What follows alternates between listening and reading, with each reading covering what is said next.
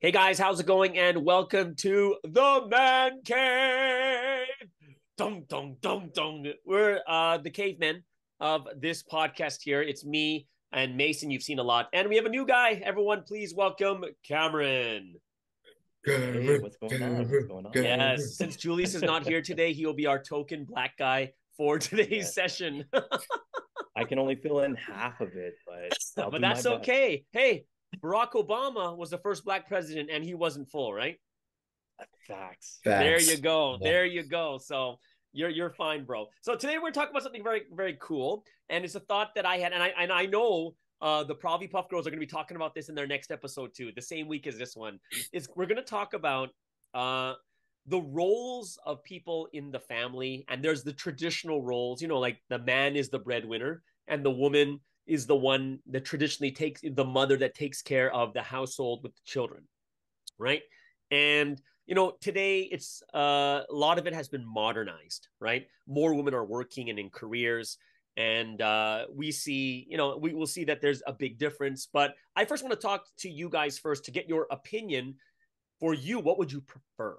Like, what would you rather have, right, for yourselves? So this is kind of open.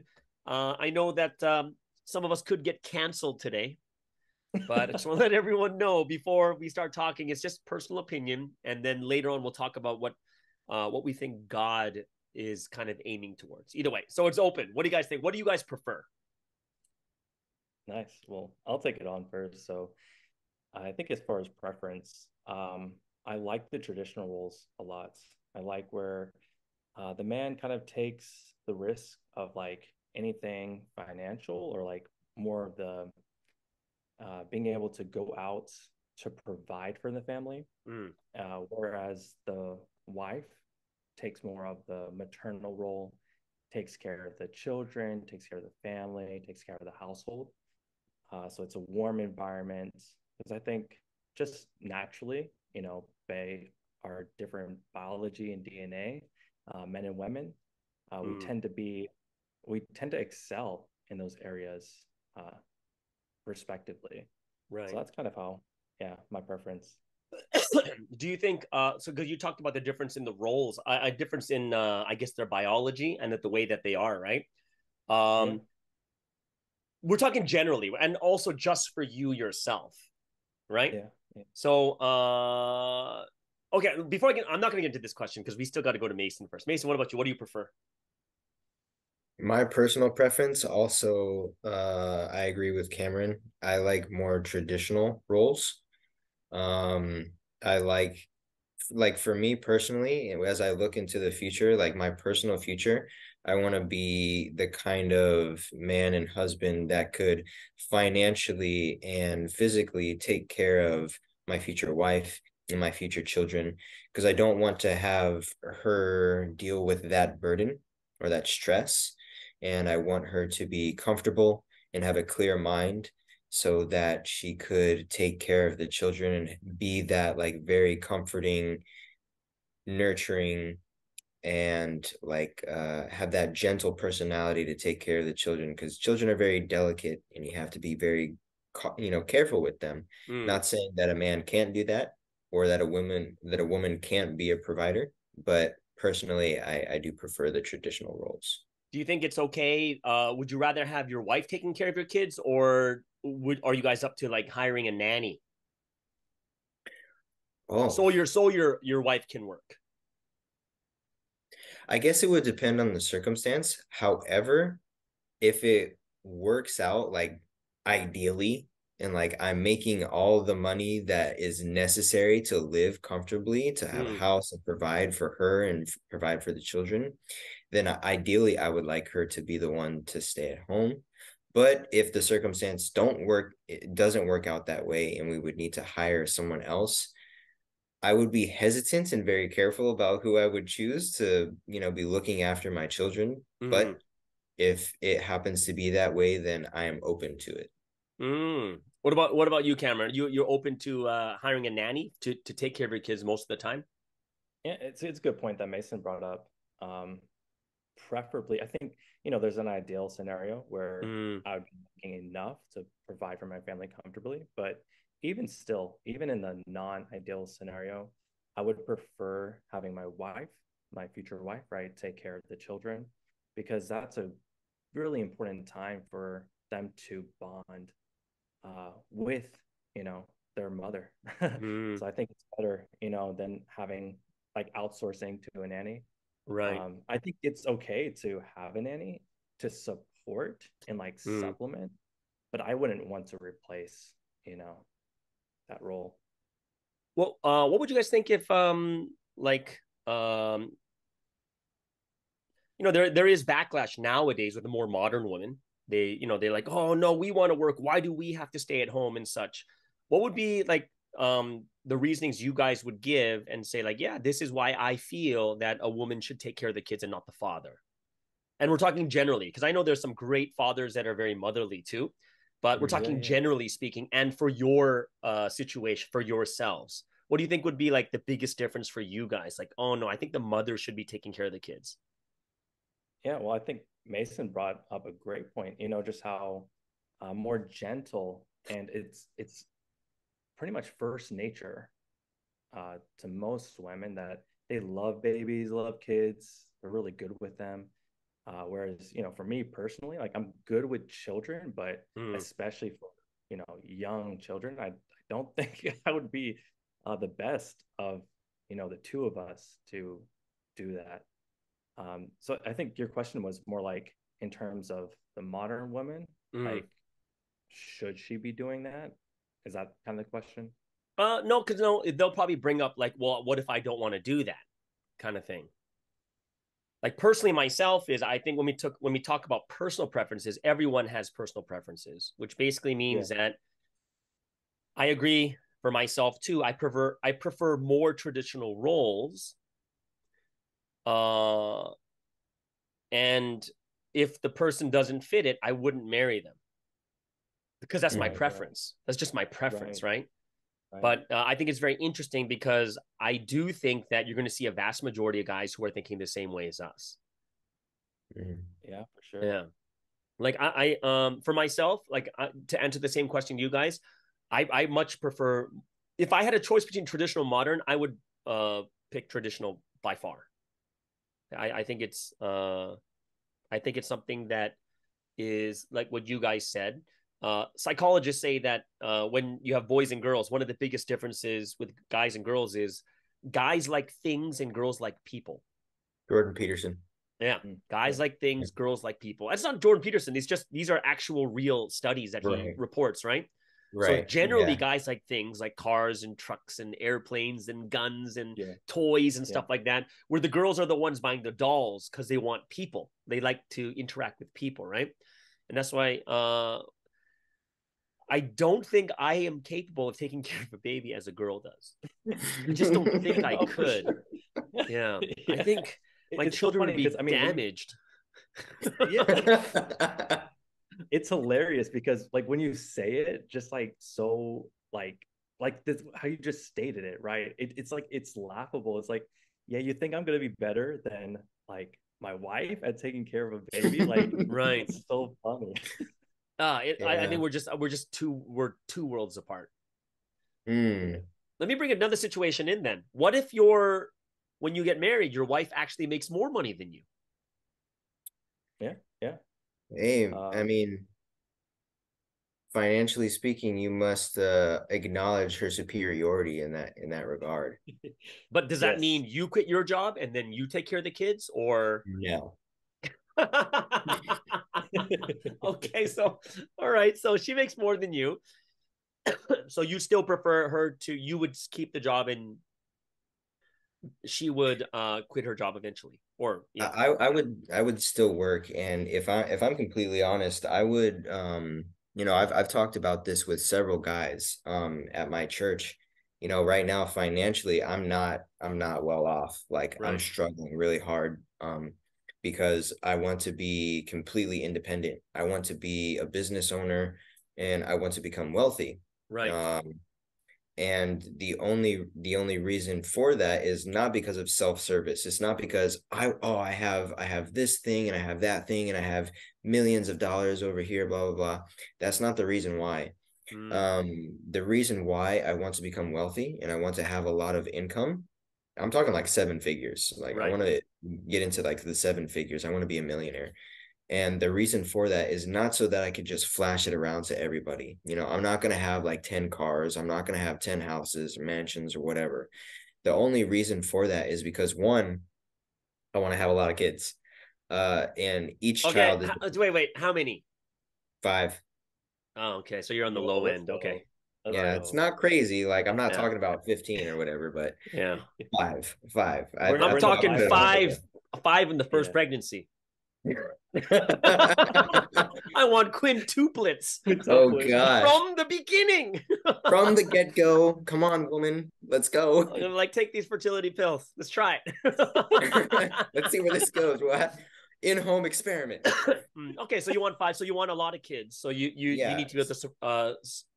But don't you think 7 figures is that's way more than enough? That's for like 10 kids. Well, it's it has to be sustainable for one, and each child from the time that they're born till 18 is approximately $1 million. Oh, okay. So depending on what state, which country, or just average? Yeah, in America, okay. On average. Okay. I haven't looked into any other countries because I don't foresee myself living in any other countries right now. Yeah, but state by state, it must be different. Like I'm sure it's cheaper in Atlanta than it is in LA to raise a child. Yeah. True. But not only that, I want to be able to support my future wife comfortably. I want to be able to support the family. I want to be able to provide a home environment, and that's not necessarily easy. And I'm just ambitious. I'm just naturally ambitious. I want to be able to be like above average. Why do you think it's like? I'll open this question up too. Why do you think guys are so into providing? Like we feel like that's what we need to do. Like I'm the same too. I want to be the provider, even though I'm most likely not going to be. Yeah. If I think about it, right? Yeah. We're hardwired that way. I mean, we're driven like from an internal instinct to want to provide. It's funny too, because like if I ever get into like a debate with somebody in from the world who's like just really consumed like by the modern perception of like gender roles and all of that kind of stuff, I'm like, well, let's talk about it from just like instinctual purpose, like what gives us meaning in our life. Right. And for myself, providing is one of those like extrinsic things and intrinsic things that gives me meaning. I feel that I'm fulfilling my role as a human being, as a man, as a brother, as a son, as a future father, by protecting and by providing. I have 2 younger brothers, so that's like my natural role for them, right? Right. Looked out for them ever since they were kids. So it's like you beat them up. It's just I beat them up too. Yeah, hey, but that's protecting them. I'm getting them ready for the real My brother world. always said to me, whatever doesn't kill you makes you stronger. Precisely. And hey, look at you, Scott. You're so strong. Yeah, look at me. Oh, just got a couple dents in my head, but I'm living. I literally got one. I got one. Yeah, just one. Wow. So yeah, but I think that's something that maybe on the women's side they may not understand is we instinctively, like, it's part of our existence. Yeah. We exist to provide. Like we feel like I'm not fulfilling my life as a father if I'm not providing. Yeah. Right. Yeah. Jason, what do you think? I agree. I think it's just something that is very like deeply embedded within the male psyche and just genome. As far back as you go, like primitive times, like prehistoric, the male members of the group of whatever tribe, wherever they were the ones that went out and they hunted to provide this huge, meal or whatever. The women, they would stay back and they would take care of the kids. They would pick the berries, pick the berries and all clean the that house, stuff. Keep things clean. right? It's not that they're smaller tasks. They are just as important. It's just in a different aspect. Right. If not more important, raising the next generation. Yeah. That is super important too. Yeah. Like you can't put a price on that. Right. Like I think I don't mind if I switched roles with my wife. I wouldn't mind. If there were, like I've seen that happen. Like some people are more loving, right? Even if they're a man. But I do think it still keeps tradition, meaning there's someone at home. There's someone taking care of the house and there's someone taking care of the kids. Like I still see that role is still there.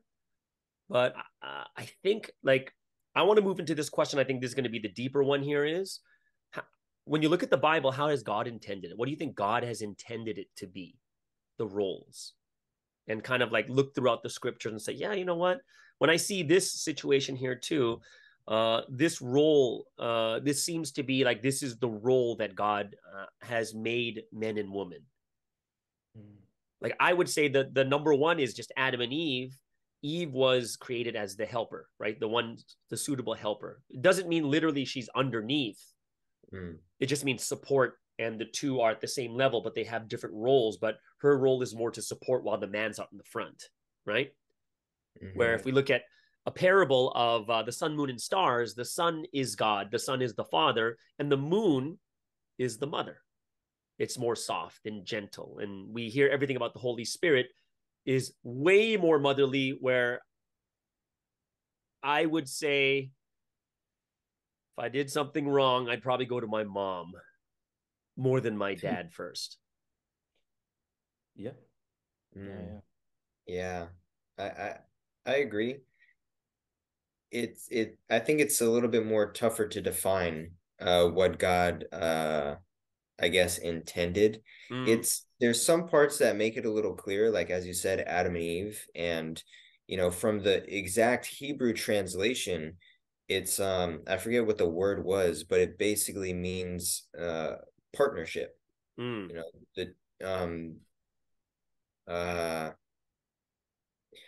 They're partners. Adam and Eve are partners. It's not like one is above the other and the other is subservient to another. Agree. That I'm up here and you're down here, so you have to do as I say. Right. But they're equal, but the things that they do are different. The best way that I could describe it, and I've heard this from somebody else, and I thought this makes a lot of sense. Men and women are different, but they're equal in value. Just as a knight on a chessboard and a bishop on this chessboard are of the same value, but they perform different things. Knight moves like this. It moves in L shapes. It could cover 8 spaces at once, but a bishop could move however far it wants in diagonals and cover the whole entire board. They just work and do things differently, but the value is the same. Yeah, I think scripturally God made it so that we're equals because Eve never became below man until she sinned first, right? And then it says, I will put man above you because she sinned first and then tempted Adam. And then she fell below man, right? Because of sin that she committed, right? So when I look at that, I'm like, yeah, God intended everyone to be equal. Maybe I think some of it has to do with the way society looks at the job of a woman at home. Taking care of the family as like a small thing or not as great as a career. Like I think go ahead. I think that's absurd. I think that completely puts something physical, like a job, having higher meaning in life than your own family. And to me, that's like completely backwards. It's like, if anything, we would all, like, mothers and fathers would want to be there for their children, right, as much as possible. So I find that strange. Yeah. Yeah, I think it's absurd too that people think a career is bigger than the family. Like I can't wrap my head around that. where all of a sudden being a mother is like looked down upon in this society. Well, the interesting thing is it's mainly advanced countries. Yeah. That is so interesting. Yeah. The more advanced a country becomes, the less the birth rate drops, the more and more advanced a country becomes. So I've heard, some, I guess maybe not theory, but some hypothesis into it. It's because it's less natural, right? The more developed and the more advanced, like the more unnatural. Like think of a city. That's not a very natural environment for humans. Oh, wow. Undeveloped countries, more natural. Right. And I think, girls, when you're listening to this, one of the things that you might want to just understand is we don't sit here and look down on people who are in careers. It's just this is our personal preference, and this is what we believe is the natural way it should be done, right? And it's not to say that sometimes there are manly, like more masculine girls, and there are some feminine guys. Yeah, for sure. Yeah, for sure. And then the guy might do a way better job than the girl too. But we're just talking like personal preference, and generally speaking, it's better this way. So I hope there's no offense taken out there, because no, we're not telling you girls like stay in the kitchen, it's where you belong, right? We're not saying those types of things.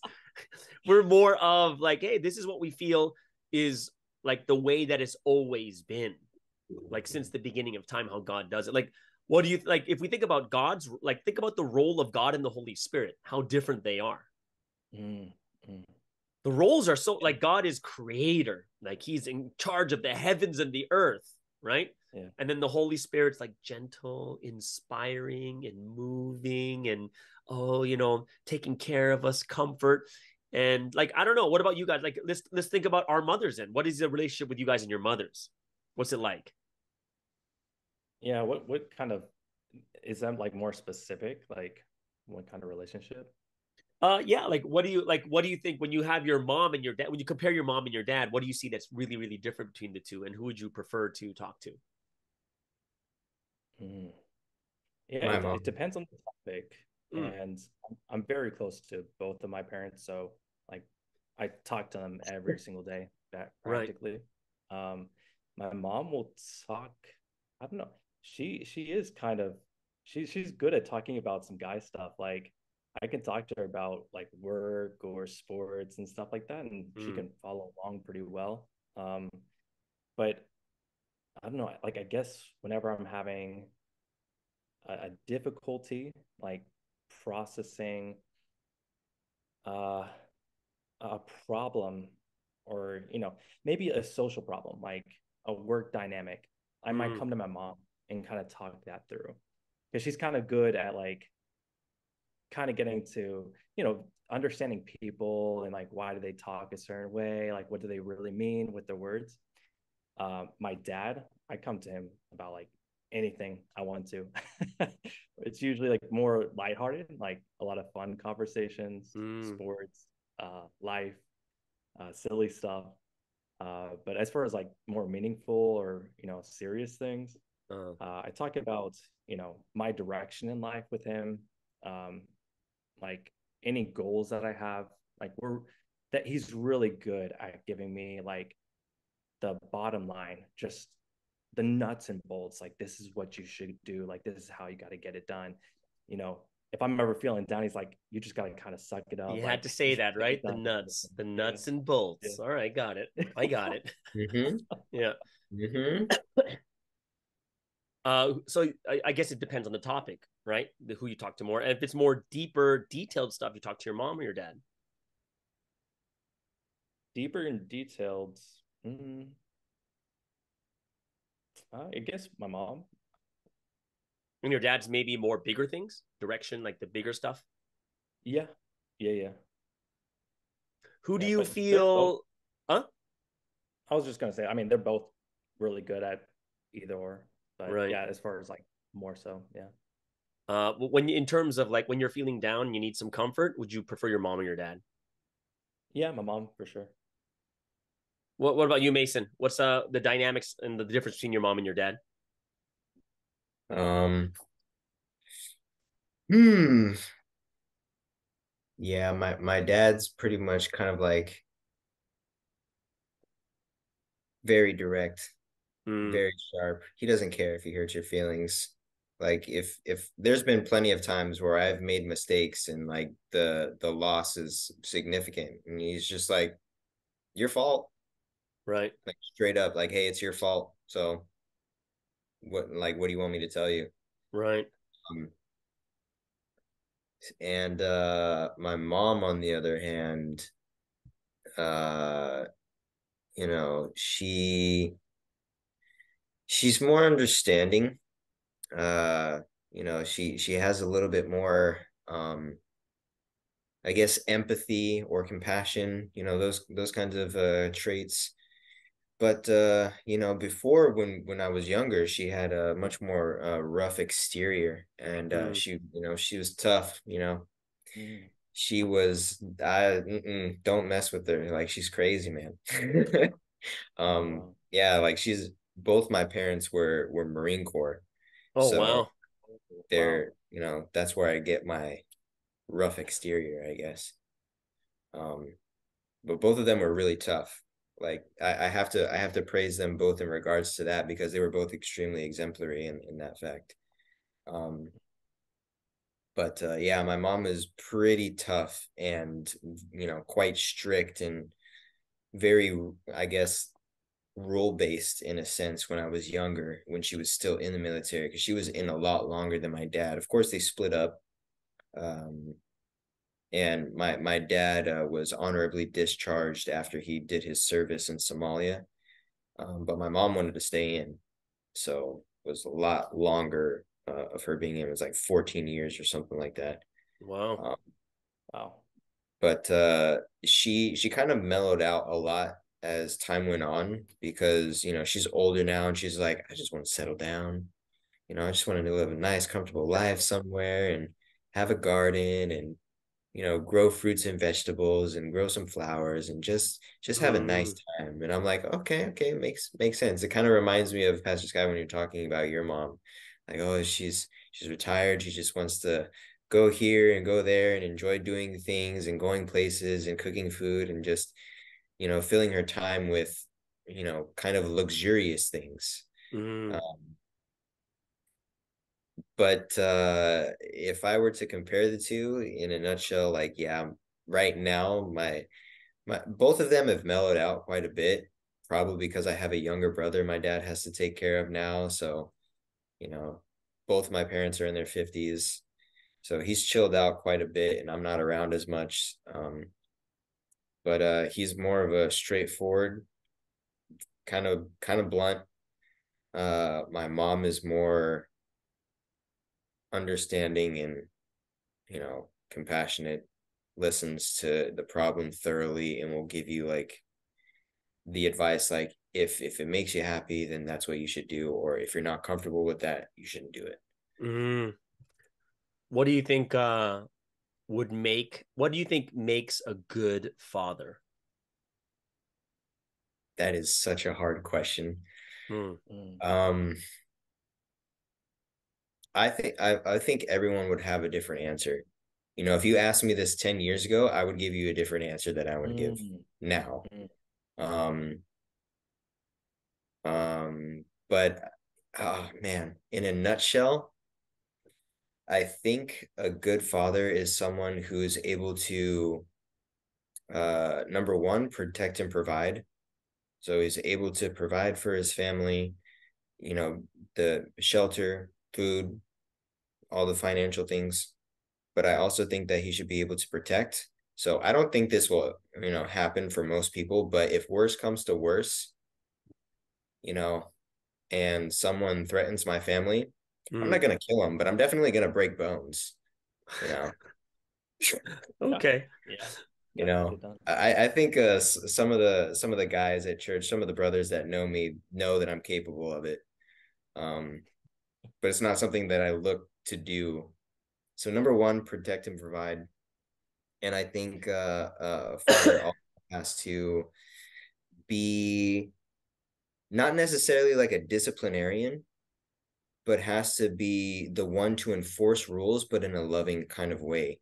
There has to be some sort of the father should be able to provide these very basic ground rules, like, hey, these are things that we should do, and these are things that we should not do. And I need you to understand, like talking to the kids, like I need you to understand that there are consequences for when you break these rules. So You know? who lays out the consequence? Like who's the one that's going to do the consequence on the kids?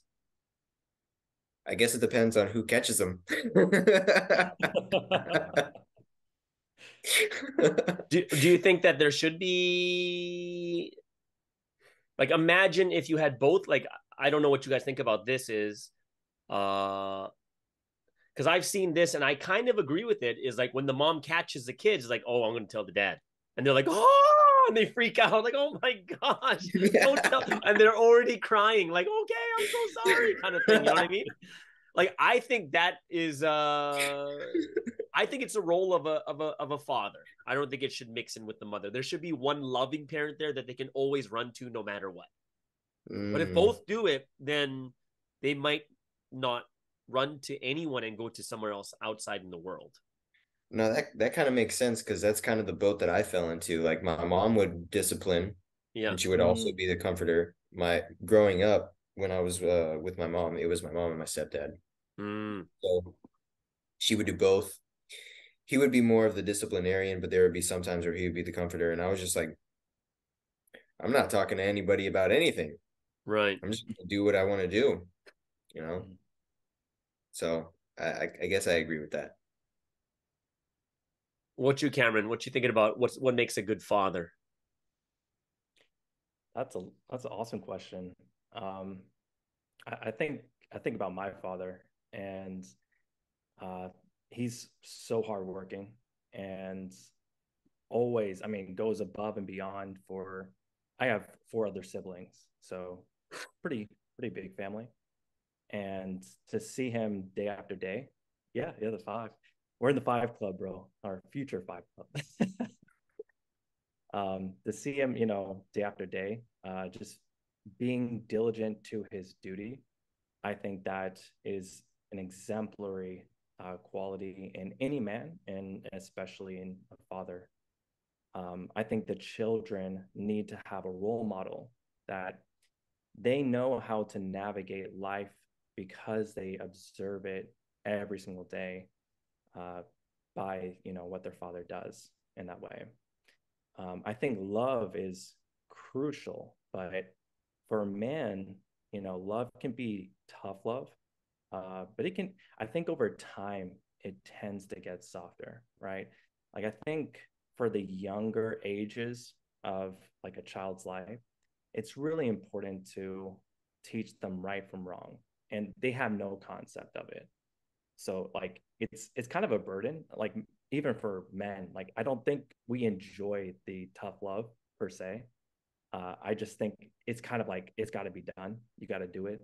You got to teach your kid, But then over time, when they're like they've developed, right? Their brain has grown, they understand more. Then it's like you become best friends with your kids. It's a much different dynamic.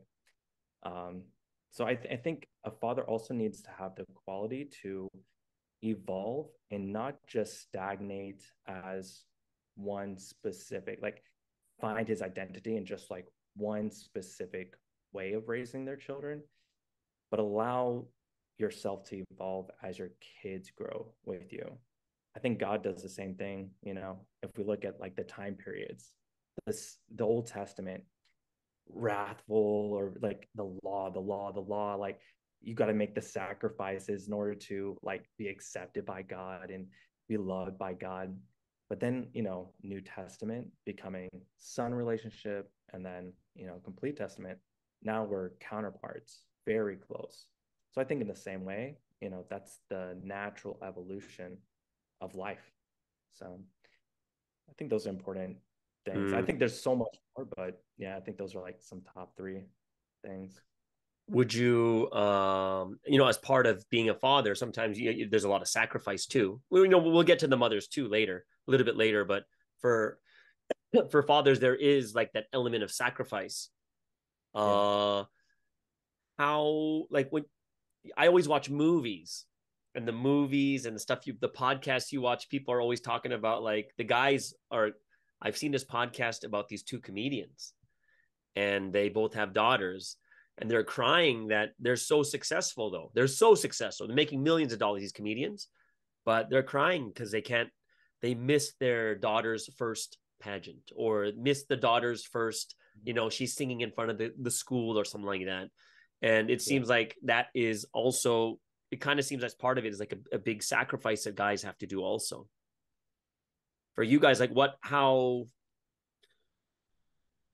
do you feel about that type of sacrifice? Yeah, I think it's very necessary, because I think it's love, right? And I think there is, when we're younger, we don't tend to understand that. A kid just wants both their parents to always be there for everything, but as they grow and mature, they understand why their parents, or specifically in this case, their father was either working or doing something, sacrificing, and couldn't be there and couldn't be present. I think it's important to try to spend as much quality time with your children, so that they never feel neglected, they never feel like they're not like your priority. But to in those hard situations, we got to deal with it. And I think it's good to share that amongst your peers. It's good to talk to other men, other fathers, and kind of have like guys to have a support group with, or the man cave with, in those tough situations, because it is hard. And your wife too. I think it's natural to have those conversations with the wife. Like, try to have them, say good things, or be on the phone if you can, even in small ways, trying to be there. How about you? Yeah, how about you, Mason? Yeah, I agree with Cameron. When I was younger, I didn't really get it. Like, but as I got older, I started to understand, like, oh, okay. When I was really young, like I was just like, I don't get this at all, because neither parent was really there. Both my parents worked. Um, both both my mom and stepdad, they had careers. So, there wasn't anyone really around. Like, if I was doing a school event, no one showed up. If I was, you know, almost never. Um, there's only one time particularly where there was an event where I was, in a play, and both my mom and stepdad came. Other than that, they took me to the weekend soccer thing for kids that I was a part of, and that's really it. Um, when I came to California, it was a different story, because I was living with my dad. He was single parent, so of course he's not going to be there that much either. Um, so then I began to understand a little bit more, like, okay, things are not always cookie cutter, things are not always cut and dry. You're not always going to have someone to support you. So, um, so as I think about the future, I accepted the fact that there's going to be times, if I want to be this provider that I want to be, then there's going to be those kinds of sacrifices too. And I know how it feels. So, I want to be able to do as much as I can both ways. You know, be the provider, be the breadwinner, but also be there as much as I can for my kids in the future. But I know it's going to be difficult to do both. Yeah. Would you guys sacrifice your job for a lower job so you can spend more time with your kids? But you wouldn't be able to provide as well.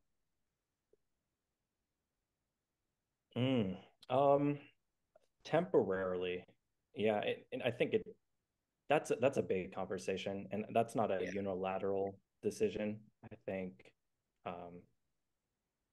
I'm open either way. I would probably, and it really does depend on the situation, because money isn't everything. Right. And I'd be like, honey, I'm gonna change jobs, but can't hang with the girls every day and have lunch and lattes. I'm sorry. That's what this job's gonna do. She's like, oh no, then don't quit your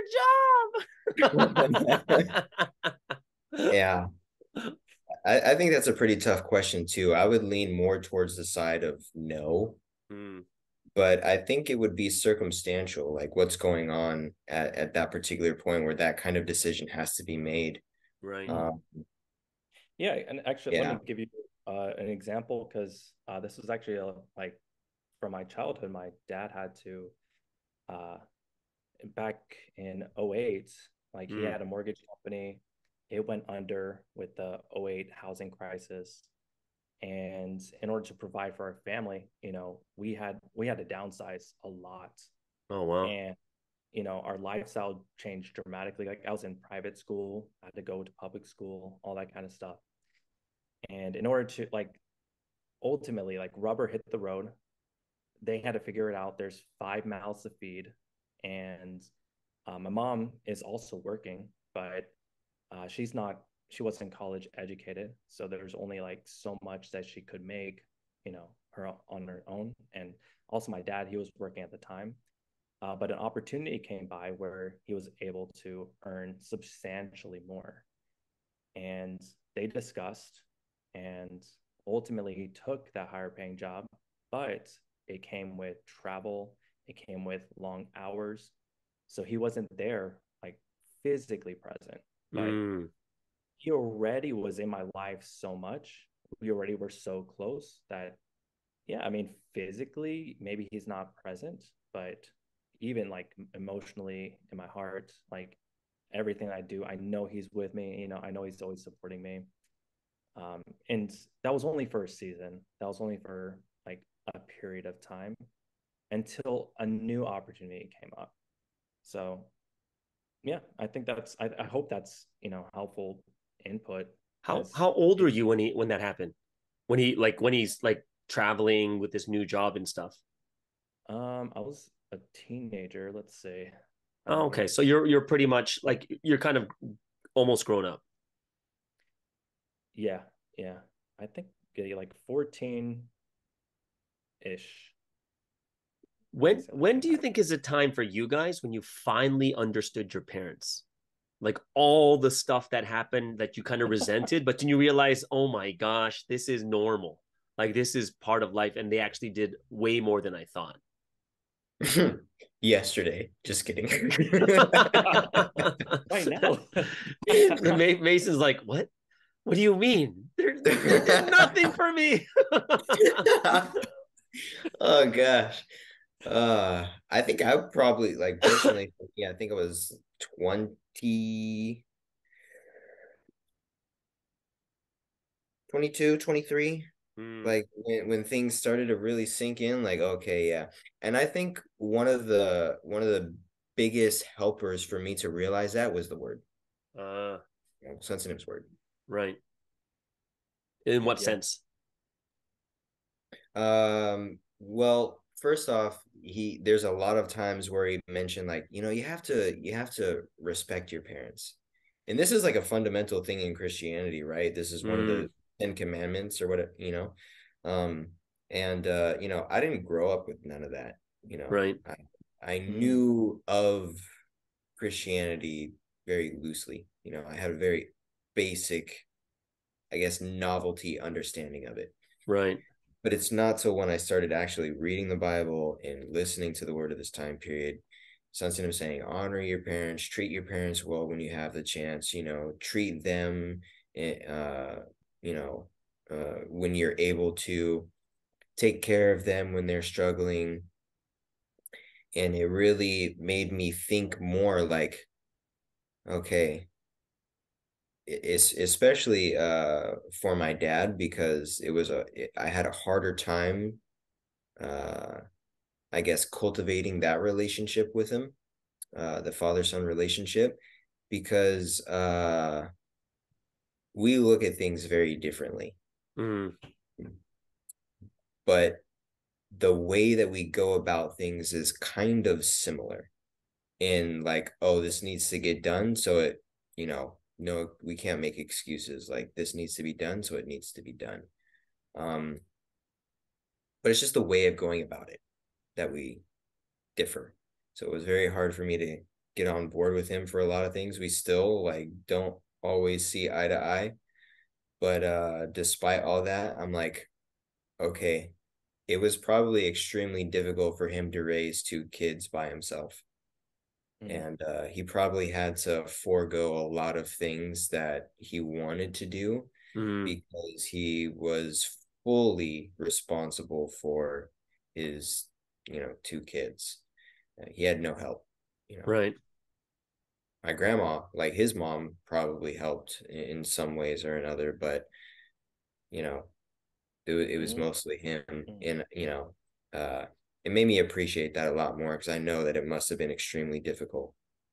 What about you, Cameron? When did you like kind of realize, oh wow, this is what my parents have done?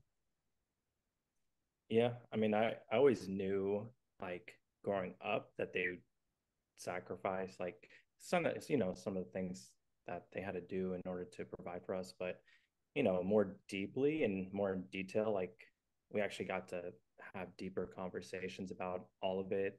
I even started realizing, just myself without even having the conversations, probably in my young 20s, 21, 22. Because I think we, like, when we become adults, we actually understand, like, real life, like, oh, there's bills to pay, like, there's responsibilities, like, and it's consistent, like, every single month you got to pay for rent, you got to pay for utilities, you got to pay for gas, you got to pay for groceries. It's like, oh, but as a kid, like, I was oblivious to so much of that, so I think those things made an impression. And I was like, wow, for 5 kids, dude, it's insane. I think for me, because I'm Asian, and of course we're a superior race, so it's a little bit different. Just kidding. I'm the superior race here. Oh gosh. Oh, Black I Lives am the Matter. superior race. I am German. But I'm just gonna say with Asian families, it's a little bit different because they'll take care of you until you get married. Like, you live in the house until you get married. Like, it's not like what I've noticed when I see like American and Western families, like 18, get out, right? Yeah. Start paying for your own stuff. Go get a job. It's like you're right away. You got to go, right? But in Asian families, it's so group and family oriented. I don't think I realized until my late 20s or early 30s. Wow, that's amazing. Like, Yeah. just the cultural difference. Yeah. Oh, it's so different where I'm just kind of like, I'm not married yet. I'm working at church and they support me. I'm all right. Wow. It's just the way it is, kind of thing, right? Yeah. And I would say I'm quite similar as in Mason, as in through the word, as a lecturer. Like, I would make up, when we lecture, we come up with all these analogies about, parent and child and stuff like that too. And whenever, like, some seems like, you have no idea what God has done for you. You have no idea what God has done for you. You better realize what God has done for you. You have no idea what God has done for you. And you're kind of like, what? And then he would give examples of your parents too. Even though they're like this, you have no idea what they did just to get to that point for you to be here. I'm just like, I'm like, yeah. Yeah, the Shimjung comes in. I'm just like, wow. It's just like, I just thought this is what parents do. Yeah. Right. Yeah. And later it's just kind of like factory settings. And in Asian families too, we don't talk to the dads. We just don't. Mean? Like, it's not. What does that mean? It's not an open conversation. Like they're very distant in that way. They're very Asian. I don't know how to say it. Case closed. They're quiet. Okay. They speak through their actions. They work really, like same thing Cam was saying, like, their father works crazy hard but they will never complain about it. They'll never say anything about, do you know what I've done? You know, like the only time I heard is like, oh, when I was growing up, I'd walk like 10 kilometers to school. Like, because remember, my generation is, I'm almost in your parents' generation, almost. Right? Because I'm born in the 70s. And your parents are probably born in the 60s. 70s. Or early 70s, right? Early 70s. Yeah. So then I'm born in the same decade as them. Yeah. Right. So my parents are born in the 40s and 50s. Yeah. So it's such a different generation where it's Asian fathers are very quiet, very stoic, very do everything. They never complain, but they provide. Yeah. And they discipline. Right. Wow. And then my mom's side is crazy nurturing. Wow. Yeah. Wow. Like, I'm almost embarrassed to say this. I actually am embarrassed to say this. When I'm home, I never touch my laundry. No way. Never. Ever. And this is not me going like this. Hey, Mom, can you do my laundry? Right. It's just gone. It's just gone. Like I have a basket, I put my stuff in there and I'm just kind of like, yeah, I'll do my laundry at the end of the week. Because, when I live by myself, that's what I do at the end of the week. My laundry's gone. And then when I come back from the gym, whatever it is, it's already folded and done and put on my bed. Insane. It's crazy. And it's still now. She's 71. Wow. It's insane. Yeah, it's never changed. Applause. Round of applause for your mom. And for me, it's kind of like, whoa. Well, like now that I've grown up, I'm just like, whoa. That's my laundry kind of thing, right? But doesn't say a thing. She just quietly comes and takes the basket and leaves. And I have no idea she came in and left, but it's kind of more of the Asian style. Yeah. Sky, this is a complete tangent, but I hope in the future we get to like have our own personal AIs. Yeah. And like I can have that setting for my AI. So it's like my whole Sky's mom. Sky's mom. Does laundry. How is your parents cooking? Your mom's cooking? Bro, I don't even remember. I have no idea anymore. When I talk about my mom, it's like so foreign to me. It's like, what? She does what? Do you mean? What do you mean? What's a laundry machine? What? I've done pretty much everything. Yeah. Pretty much I've done everything for myself since I was 19, so almost 10 years now. Oh, wow. Everything. I need money, I go work. I want to go here, I go there. If I want to buy this, I buy this. If something breaks, I fix it or I pay for it. There is no, there's no real help, basically. Sometimes there's help, but I don't really like asking for it. Right. But I've gotten over that. If I need help, I'm gonna ask somebody who's pertinent to the problem to help me out. Right. But yeah, that concept is just like so like that was literally what life was like for me when I was 11. Mom doing laundry, mom cooking for me. So I don't remember. Yeah, Sky, you're 11. You little child. Crazy. It's crazy to me. Cameron, what's your mom's a good cook? Yeah. She we actually do family dinners every Sunday. And wow. She cooks most of the meals. Like on occasion, like I'll cook a meal or like my siblings will cook a meal or we'll cook together. But she usually does. And then for the holidays, like she makes huge meals. Like that's her thing. Yeah, she loves it. Okay, I'm gonna visit you when the holidays are over. Yeah, then I'm gonna come over for family dinner. Just I'm gonna yellow your family dinner. Oh my gosh! I'm gonna make it rain yellow with Asian. Hey, who put all the turmeric in this rice? Where's the Kung Pao chicken? How can we have Thanksgiving without Kung Pao chicken? Sweet and sour pork. Yeah. Where is it? Where's the kimchi jjigae? Yeah, last Thanksgiving we actually had Providence members over. Right. Yeah, so it was pretty cool. Nice. I should freak them out. Where is the noodle? We don't have noodle here. You want some fried rice? I need a fried rice and some noodle. This reminds me of work. Because in the Asian family, what happens is it's even happening one generation younger than me. Oh, same generation as me is it's interesting because even in Korea, I have my cousins, like cousin girls, and they're getting married.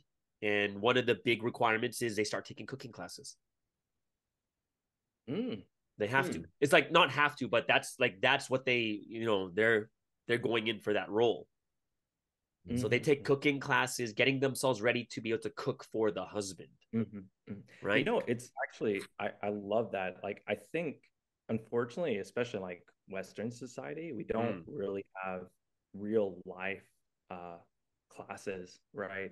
Anything to prepare us to be fully functional, like adults, even to just sustain, for ourselves. Right. I think these are like really, I mean, mind you, I mean, it shouldn't be from like secondary education where you should be learning these things primarily, but you should be getting a more like firsthand experience within your own household. But we understand, how society is, and it's very complicated. Yeah, my mom, she never took cooking classes, but she learned from her mom. Like everything was learned from her mom to learn how to cook for. Yeah. Right. So I find it very, very interesting. Go ahead. Yeah. That's also why I think tradition is so important, because through tradition, the next generation gets to learn not just from yourself, but from the generations before, because you learned all those different things. So it allows like the water to just keep streaming down the river of your family line. So I think it's important. I think one thing I find very inspiring is because I watch a lot of cooking contests like on Netflix and stuff, like American Barbecue Showdown, right? It's like Master Chef. But when I have this I get inspired when people say this is a family recipe that's been handed down like 4 generations, right? That's crazy. Like that. Yeah, that's for me is inspiring. Like, whoa, that's so crazy. Like that is passed down from generation to, like, for me, that's inspiring. Like their family is that close, and cooking is a big part of it. Yeah. Those are all great points. If there's one thing that I would want, it would be I want to be that foundation for the descendants to come. So like my family is like not close. It's very divided. My parents, each of my parents have been married multiple times. All of my grandparents have been married multiple times. So it's just like very broken, and so I want to be the person to break that and break it within God's history of the complete Testament time period. And so one thing that I personally really want in my wife is not just like this nurturing character that I mentioned before, but someone with a very strong family background, a very united family background, because that just doesn't it doesn't exist in my family. In the Mendez household. Unfortunately, yeah. But you want to break the cycle. That's awesome. I think I think it's a very important thing, because like I had someone ask me a question is, well, if the woman is working, let's just say the woman works, then the question they asked me was, then who cooks? And I said, Uber Eats. See, if that were the case though, like let's say, I don't achieve the like entrepreneurial dream, right? Sort of thing. And my wife does make more money, like substantially more money, and I'm the one that stays at home or whatever. It's like I took cooking classes for 4 years, so I know how to cook. So, oh, nice. Yeah. But I guess the expectation would be, if you are the breadwinner, then you would expect the other partner to cook. So it would reverse too. If the woman was the breadwinner and you were home, then you would be expected to cook. I think that would be fair, right? Oh, absolutely. Yeah. Absolutely. 100%. Not Uber Eats. Not Uber Eats. Yeah. Because I think that on Fridays. I think I would like, I am totally with Cameron, is like Cameron's family has that family dinner every week. You said every week? Yeah, every Yeah. week. Mine's every day, but you know, it's Asian. But It's crazy. I don't remember the last family dinner. yeah, I'm almost cooking every We day. have like all three right here. Yeah. Once a week, every day. Doesn't remember the last one. It's like, what's it today? Kraft mac and cheese, man. It's my favorite. We put some bacon bits in there. Bacon bits. Oh my God. It's not even made out of bacon. But I'm agreeing with Mason though. Is I and like I said, even that I thought was great with Cameron is these family tradition is something we need to make. Like we have to Yeah. create where everyone's excited about it. Yeah. Because I saw That- this movie. I saw this movie and it was a comedy. It was really, really funny, but also is like, man, I wish I had that. But it wasn't like me. I wish I could do that for my kid. Like, this guy's really anal and he's very, very like he's good at so many things. And he bought his it's that television series on Netflix called Fubar with Arnold Schwarzenegger. Yeah, with Arnold, yeah. Yeah. And basically, he buys a mixer for the child because they always had the daddy-daughter baking day, like once a month or something like that. They would come together and they bake something together. You know what I mean? Yeah, And I was like, yeah, that would be a tradition that I'd want to keep. I would love to have that, yeah. right? If I had a daughter, right? But it's just like I think these traditions make such a big influence on people's lives where we have my uncle lives less than a 5 minute drive from our house, and he just comes over to eat because my mom is his older sister. He's like, hey, can I come over? No problem, come on. We just eat together. We just have all these family gatherings, just like almost every week. Yeah, and I enjoy that. Yeah, that's crazy. yeah. Well, it's crazy for you because Mason, you're like going family dinner. What's that? I really don't get it. No. Mm. And on top of all that, I'm the only vegan in my family. Oh man, you know what? Would Yeah. you sacrifice veganism for your children? No. So you're not a real father. No, no. But it would be like, I can't do it because then I'm gonna get like so tired after I eat. I'm not gonna want to do anything. But if I stay vegan, I'll have a lot of energy. So then we could play games. We Right. could stay up late. My Oh, excuse. okay. But you're gonna give up veganism. I already feel it. You're gonna give it up. It's gonna be so tiring at a certain point just to make your own meals. It's gonna be like, okay. Oh man, I don't know. I mean, I'm pretty used to it nowadays, but yeah, it's gonna be like a whole different dynamic in the future because like honestly, when it comes to like, finding a match, Yeah. that's so at the bottom of list of important things. Like, I don't care what she's gonna eat. Exactly. Like, Yeah. I don't care what anyone eats already. Like, who cares? Like, you eat that, that's cool. I'll eat this. It's And perfect. I'll make both. if you really think about it, if you have 5 kids, like that's not going to be easy either. That's going to make it even like 20 times harder. That's why I'm going to teach her how to cook.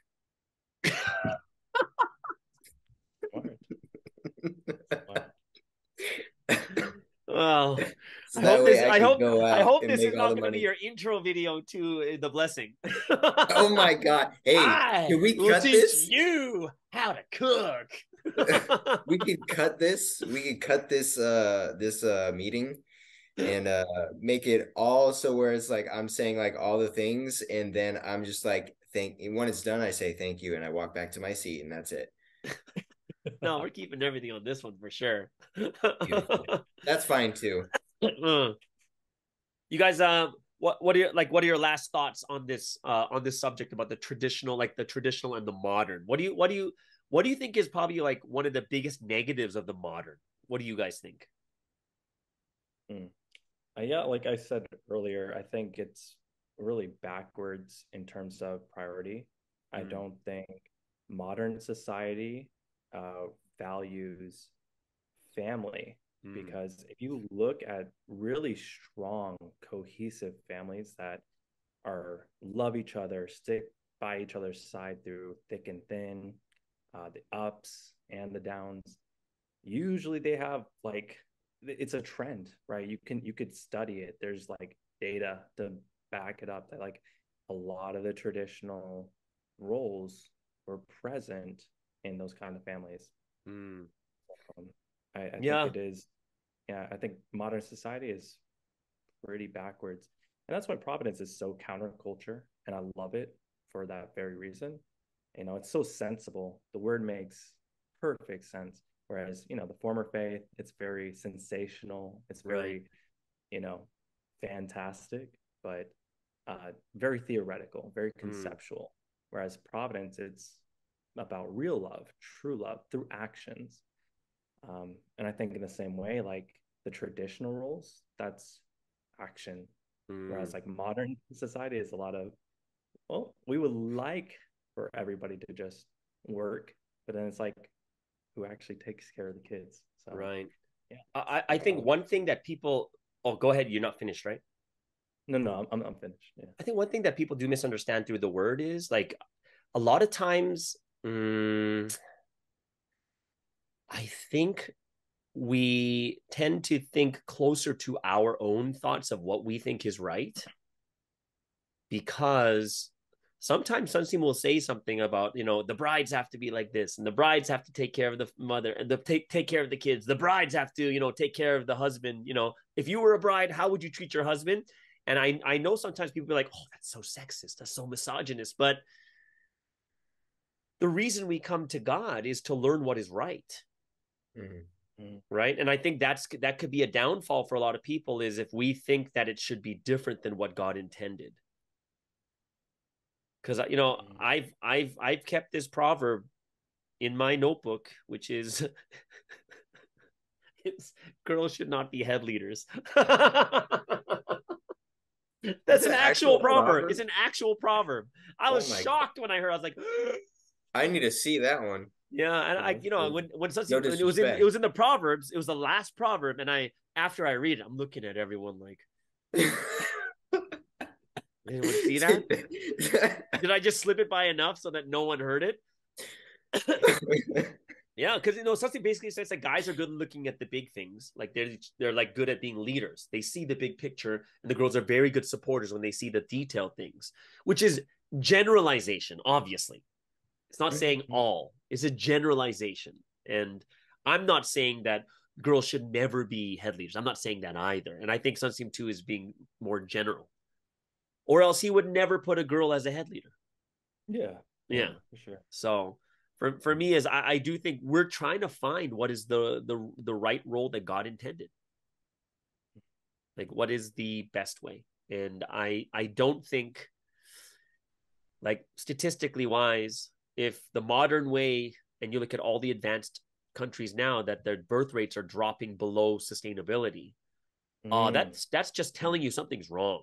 It's really telling you something's going, like, something's bad, right? Where all the advanced countries, the birth rates are going below sustainability. Yeah, and also, you know, this is so much bigger topic, but I think between the genders, right, male and female, there's a lot of clash. Like, there's not a whole lot of complementary like synergy between men and women today. It's like, it's competition a lot. You see a lot of aggressive behavior between the two. It's like, that's, yeah, I think it feeds into that too. I agree. Mason, anything to add for that? What's the one thing that you kind of don't like about modern society when it comes to the traditional and the modern roles? The one thing that I don't really dislike is a lot of especially in Western society, specifically America. I can't really speak for like Europe or anywhere else. But it's this constant promotion of this modernistic kind of family dynamic.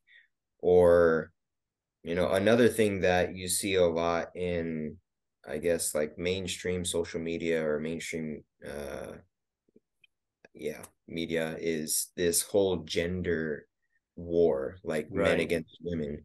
Like, oh, how come oh, patriarchy this and patriarchy that, or oh, women are just like this and they act like this and they act like that so that they could get that and the other, or men control everything. And I don't really think any of that is healthy. And it's also not promoting any sort of resolution to these, arguments that both genders are bringing up. Like, Mm. okay, you're complaining about this and you're complaining about that, but you know, how many of you or who among you is trying to find some sort of a solution to the problem instead of just going back and forth? Mm. Um, but if I would say that if a modern family has traditional values, like let's say the wife makes more, the husband stays at home, it could work. Uh, I believe in certain circumstances. And we see, there's even family, blessed families in Providence that have this dynamic where the man Mm. stays at home and the father takes care of the children and the mother works, and they make it work. And I think that the reason that it's able to work is because they rely on these traditional values and beliefs where they put God at the center. Mm. They go to observe the word, they honor God, they try and always do the right thing, not by their standards or their judgment, but by God's standards. And I think that's how a modern family can be cohesive and function uh, with a healthy dynamic. Mm. Um, but the vast majority, I think, if they didn't have those values, if they didn't have those kind of belief systems, even if it's the form of faith, I don't think that if that is absent, that the modern family could work. Mm. Because there might be a lot of disrespect or something like that. And one thing that I think that is just as important as love in a marriage is respect for one another. Mm. If there's no, you could love each other, sure, but I think that respect goes hand in hand with that. If you don't respect your husband, even though he's the stay-at-home dad, it's it's not going to make him feel good, and he's going to probably step out or do something that he'll later on regret. And vice versa, if the husband doesn't respect the wife for some reason or another, she's not going to like it, and she's going to go find somewhere where she can get that respect and that attention and that love that she's not receiving at home. Mm. So I think that's just a natural side effect of that being absent from the family. Mm. No, I agree. I think it's a lot to think about on this topic too. I think we could even do a second episode on this also. But yeah, it's kind of really sad. I would say, looking at I'm not talking about just modern women. I'm just talking about modern society itself. It's really sad to see the direction it's headed in right now because it's not good. Yeah, Mm. everything that we see, the things that we're dealing with, we don't deal with important things. We deal with things that are very, very small and petty. I think they're not very huge problems that we're really, really dealing with.